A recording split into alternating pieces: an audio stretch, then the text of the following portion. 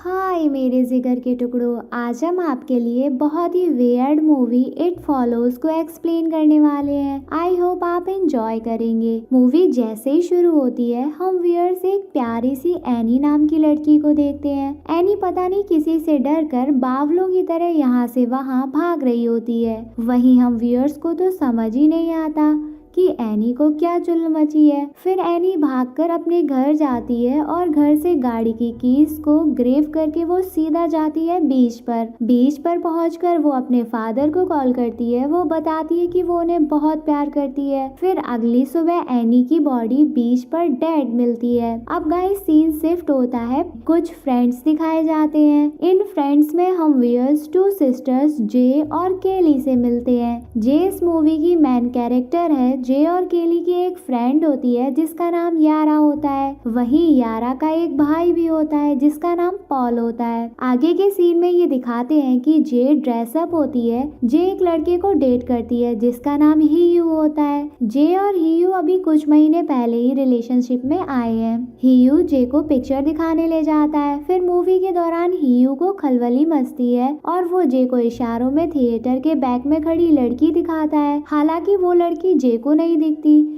इसके बाद हियू बिना टाइम वेस्ट किए जे को थिएटर से बाहर एक रेस्टोरेंट में लेकर जाता है। दोनों डिनर कर ही रहे होते हैं कि तभी हम व्यूअर्स सामने से एक इंसान को इनकी तरफ बढ़ता हुआ देखते हैं। फिर सीन शिफ्ट होता है और हम व्यूअर्स जे और हियू को बीच पर रोमांस करता हुआ देखते हैं। हियू जे के पैर पर अपने हाथों को रखता है और हम व्यूअर्स की बड़ी हो जाती है, आंखें बड़ी हो जाती हैं। अगले ही पल दोनों एक कार में होते हैं। ये मौसम बड़ा बेईमान है, कभी भी बन जाता है। हियू और जे चरम सुख की प्राप्ति कर रहे होते हैं। फिर जब ये चरम सीमा पर होते हैं ये दिखाते हैं कि हियू जे को जबरन क्लोरोफॉर्म सुंघाकर बेहोश कर देता है। फिर इसके ठीक बाद जब जे को होश आता है तब वो खुद को चेयर से बंधा हुआ पाती है। हियू उसके पीछे ही खड़ा होता है। वो उसे पता नहीं कुछ फर्जी बातें बताता है कि उसके ऊपर एक कर्ज था, उसने वो कर्ज टपाटप के थ्रू उसे ट्रांसफर कर दिया। वो आगे बताता है कि जिसके ऊपर ये कर्ज होता है उसे परमानेंट एक एंटिटी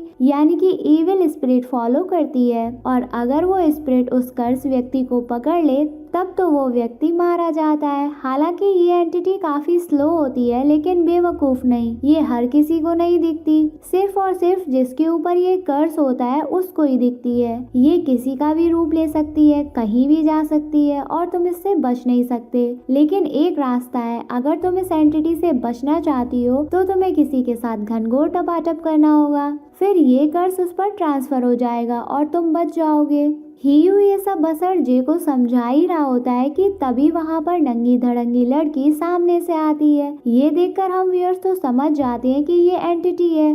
फिर हियू जे को उस खंडाल जगह से निकालकर अपनी कार में ले आता है और जे को उसके घर के बाहर फेंक कर चला जाता है। जे के फ्रेंड्स घर के बाहर ताश खेल रहे होते हैं और वो जे की इस कंडीशन में देखकर उसकी हेल्प करते हैं। फिर पुलिस जे के घर आती है और जे की कंप्लेंट लॉन्च कर ली जाती है। अगले दिन ये दिखाते हैं कि जे बाथरूम में खुद को चेकआउट कर रही होती है कि तभी उसकी वॉशरूम की विंडो पर एक बॉल आकर लगती है। जे विंडो से बाहर देखने की कोशिश करती है लेकिन उसे बाहर कोई भी दिखाई नहीं देता। लेकिन हम व्यूअर्स खिड़की से लटकते एक शरारती बालक को देख पाते हैं। नेक्स्ट सीन में जे अपने कॉलेज में होती है लेकिन उसका ध्यान क्लास में बिल्कुल भी नहीं होता कि तभी उसे बाहर विंडो से कुछ दूरी पर एक बूढ़ी औरत दिखाई पड़ती है जो उसकी तरफ ही आ रही होती है। अपनी तरफ आता देख जे फौरन ये बात समझ जाती है कि ये कोई और नहीं बल्कि वही एंटिटी है। जे फौरन ही अपनी क्लास छोड़कर वहाँ से अपने घर के लिए आ जाती है। वो अपनी सिस्टर केली और पॉल को अपने साथ हुआ इंसिडेंट बताती है, जिसके बाद ये डिसाइड करते हैं कि आज रात यारा, पॉल और केली जे के साथ उसके घर पर रुकेंगी और उसे प्रोटेक्ट करेंगी। आगे के सीन में ये दिखाते हैं कि जे और पॉल एक साथ चिल कर रहे होते हैं कि तभी उन्हें कांच टूटने की आवाज आती है। फिर जब पॉल चेक करने जाता है तो उसे वहाँ कोई भी नहीं दिखता। वहीं फिर जब भड़बड़ाकर जे चेक करने जाती है तो उसे एक बदसूरत सी लड़की दिखाई पड़ती है जो सुसु करती हुई उसकी तरफ बढ़ रही होती है। ये देखकर जे वहाँ से भाग भागकर ऊपर वाले कमरे में जाती है और खुद को लॉक कर लेती है। पॉल, केली और यारा भी जे की हेल्प के लिए दौड़ कर आती है कि तभी हम व्यूअर्स ये देख पाते हैं कि यारा के पीछे से एक लंबा अंधा लौंडा जे को चेस कर रहा होता है। जे घर की बालकनी से उतरकर बाहर की तरफ भागती है और एक साइकिल लेकर पार्क में आ जाती है। जे के फ्रेंड्स भी उसका पीछा करते करते पार्क में आ जाते हैं। इन्हीं फ्रेंड्स में से एक लड़का जिसका नाम ग्रेग होता है वो भी जे की मदद करने का डिसाइड करता है। इसके बाद ये दिखाते हैं कि ये पांचों लोग ह्यू को ढूंढने का डिसाइड करते हैं। ये लोग उसके घर जाते हैं और वहाँ की तलाशी लेते हैं। फिर तलाशी के दौरान पॉल को ह्यू की हाई स्कूल फोटो मिलती है जिसमें उसने यूनिफॉर्म पहन रखा होता है। यूनिफॉर्म की मदद से उन्हें ह्यू के स्कूल का पता लग जाता है और वो उसके स्कूल जाते हैं। वो उसके बारे में सारी इंफॉर्मेशन कलेक्ट कर लेते हैं, जिसके बाद ये सीधा ह्यू के घर जाते हैं। फिर ये पांचों लोग ह्यू से मिलते हैं। ह्यू उन्हें बताता है कि उसे ये कर्ज एक लड़की से मिला था जब उसने उस लड़की के साथ बिस्तर गर्म किए थे। साथ ही वो ये भी बताता है कि इससे बचने का एक ही रास्ता है, किसी के साथ घनघोर टपाटप करके उसे ये कर्ज पास ऑन कर देना। वहीं अगर ये कर्ज जिसे पास ऑन किया गया है उसने अगर दूसरे को पास ऑन नहीं किया तो वो एंटिटी उसे मार देगी और वापस से उस पहले वाले के पीछे पड़ जाएगी। सीन शिफ्ट होता है। हम व्यूअर्स को ये दिखाया जाता है कि ग्रेग जो कि गोली चलाना सीख रहा होता है ताकि जब वो एंटिटी जे को पेले इससे पहले जे एंटिटी को पेल दे।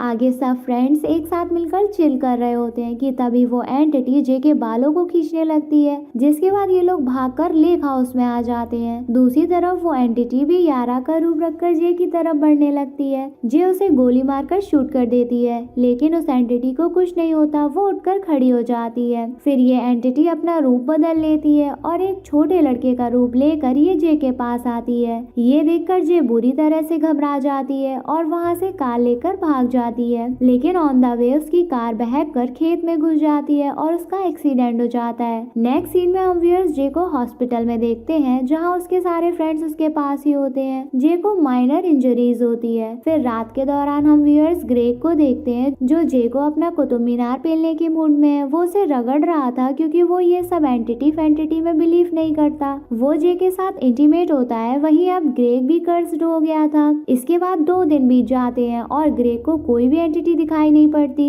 साथ ही उसे ये सब तो पहले से ही फर्जी लगता था। वहीं जे को ग्रेग की काफी फिक्र होती है। फिर एक रात जे जाग रही होती है और उसे विंडो से बाहर ग्रेग व्हाइट ड्रेस में अपने खुद के घर पर जाता हुआ दिखता है। जे 100% श्योर होती है कि वही एंटिटी है जो ग्रेग का रूप लेकर ग्रेग को मारने जा रही है। जे ग्रेग को कॉल करने की कोशिश करती है लेकिन ग्रेग उसका फोन रिसीव नहीं करता, जिसके बाद जे फौरन ही ग्रेग के घर जाती है। लेकिन इससे पहले वो ग्रेग को बचा पाती, एंटिटी ग्रेग की मदर का रूप रखकर ग्रेग पर अटैक कर देती है। वो ग्रेग के साथ टपाटप करती है और उसे जान से मार देती है। वहीं जे अब ये समझ जाती है कि वो दोबारा से एंटिटी के चक्कर में फंस गई है। अब वो फिर से उसका पीछा करेगी, जिसके बाद जे कार लेकर जंगल की तरफ भागने लगता है और रात कार के ऊपर ही स्पेंड करती है। सीन शिफ्ट होता है। हम व्यूअर्स जे को उसके फ्रेंड सियारा और केली के साथ देखते हैं कि तभी वहाँ पर पॉल आ जाता है। पॉल जे को बहुत लाइक करता है, साथ ही वो उसके बचपन का फ्रेंड भी है। वो जे को सेड्यूस करके अपने ऊपर ये कर्ज लेने की कोशिश करता है, लेकिन जे उसे मना कर देती है। इसके बाद ये लोग एक प्लान बनाते हैं कि वो एंटिटी को अट्रैक्ट करके स्विमिंग पूल तक लेकर आएंगे और फिर उसे पानी में डुबोकर इलेक्ट्रिक शॉक देकर मार देंगे। नेक्स्ट सीन में ये दिखाते हैं कि जे स्विमिंग पूल में अंदर जाती है और उसके बाकी फ्रेंड्स इलेक्ट्रिक अप्लायंस को सेट करते हैं कि तभी वहाँ पर वही एंटिटी आ जाती है और इस बार उसने जे के पिता का रूप लिया होता है। वो पूल वूल में तो बाहर नहीं जाती बल्कि वो इलेक्ट्रिक अप्लायंस को उठाकर जे के ऊपर फेंकने लगती है। ये देखकर पॉल उस एंटिटी को शूट करने की कोशिश करता है, लेकिन वो एंटिटी पॉल को नहीं दिख रही थी, जिस वजह से वो अंदाजे से गोली चला रहा होता है और गोली सीधा जाके लगती है यारा को और वो इंजर्ड हो जाती है। ये देखकर जे पॉल को एंटिटी की डायरेक्शन बताती है, जिसके बाद पॉल अपने अंदाजे से एंटिटी के ऊपर शीट डाल देता है और उसके सर पर गोली मारकर उसे शूट कर देता है, जिसके बाद वो एंटिटी पूल में गिर जाती है। उस एंटिटी को बाहर कुछ नहीं होता, वो फिर से जिंदा हो जाती है और जे के पैर को पकड़ लेती है।